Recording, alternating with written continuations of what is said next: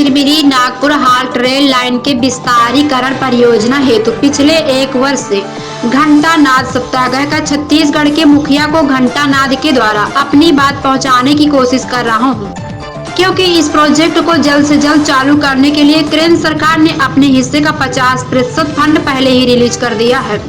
लेकिन छत्तीसगढ़ के मुखिया के द्वारा आश्वासन के बावजूद भी इस प्रोजेक्ट पर छत्तीसगढ़ सरकार द्वारा जो 50% का फंड रिलीज होना चाहिए था, वह आज तक इस प्रोजेक्ट के लिए नहीं मिलने के कारण इस कार्य में कोई गति नहीं देखी जा रही है।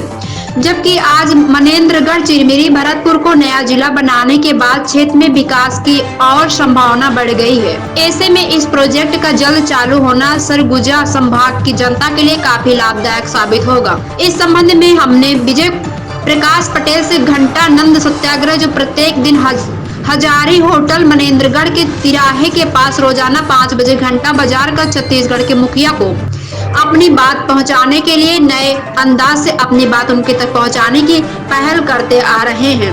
जब हम उनसे मिले और उनसे जानने की कोशिश की तो उन्होंने मीडिया कर्मियों को इस सत्याग्रह के बारे में बताते हुए कहा कि मैं इस प्रोजेक्ट को पिछले 16 साल से इस प्रोजेक्ट में काम कर रहा हूं। मेरा सपना है कि यह प्रोजेक्ट चालू होता है तो संपूर्ण सरगुजा संभाग की जनता को इसका काफी फायदा, व्यापार में, रोजगार में, आवागमन में काफी सुविधा लोगों को घर बैठे मिलेगी। इसलिए मेरा यह आंदोलन, चाहे वह बरसात हो या गर्मी हो, चाहे ठंडी हो, मैं हर दिन इस स्थान में आकर हर शाम 5 बजे घंटानंद कर रहा हूं। आज नहीं तो कल छत्तीसगढ़ के मुख्यमंत्री तक मेरी आवाज क्षेत्र की जनता की मांग वहां तक पहुंच जाएगी, जिसकी आस में मैं रोज यहां आता हूं। दीपावली का दिन है, सब लोग दीपावली बनाने के लिए अपने बच्चों के साथ, परिवार के साथ खरीदी करने निकले हैं।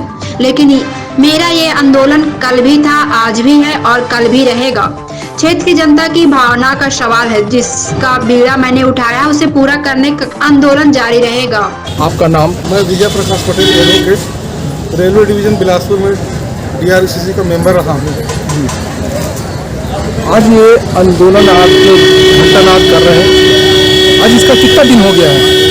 ये मैंने पूरा 1 साल 3 महीने बिता दिया है लगातार अटूट रूप से, लगातार माननीय मुख्यमंत्री जी का ध्यान आकर्षित करने के लिए जी। और बड़ा संयोग है ये जो नागपुर चिरमिरी का रेल प्रोजेक्ट है विस्तारीकरण का, इसके लिए जो फंड केंद्र से आ चुका है, राज्य सरकार को भी उतना ही फंड देना है।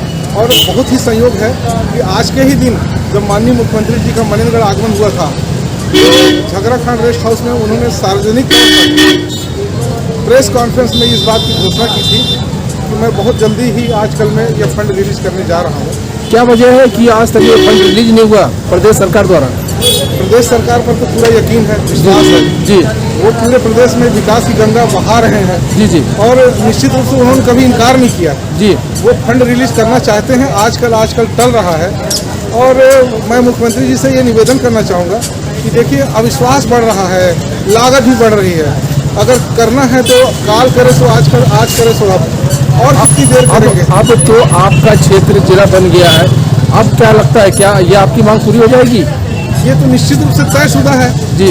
MOU हुआ था, केंद्र सरकार और राज्य सरकार ने दोनों ने मिल करके ये तय किया था कि जो भी इसमें लागत आएगी उसको आधा वहन करेंगे। केंद्र सरकार ने अपना वचन निभाते हुए फंड रिलीज कर दिया है, जो छत्तीसगढ़ शासन के पास जमा है, और इतना ही फंड इन्हें रिलीज करना है।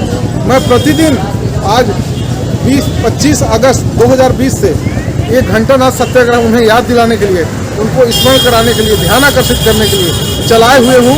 और पूरे सरगुजा और शहडोल संभाग की जन भावनाओं को लेकर के, पूरे कोयलांचल वासियों की भावनाओं को लेकर के मैं ये घंटानाद सत्याग्रह उन्हें याद दिलाने के लिए चला रहा हूँ। पटेल जी, एक बात बताइए, इस दीपावली का पर्व चल रहा है, सभी लोग अपना खरीदी कर रहे हैं, सब कर रहे हैं, आप उसके बावजूद भी आप इस आंदोलन को बरकरार रखें, इसकी खास विशेषता क्या है?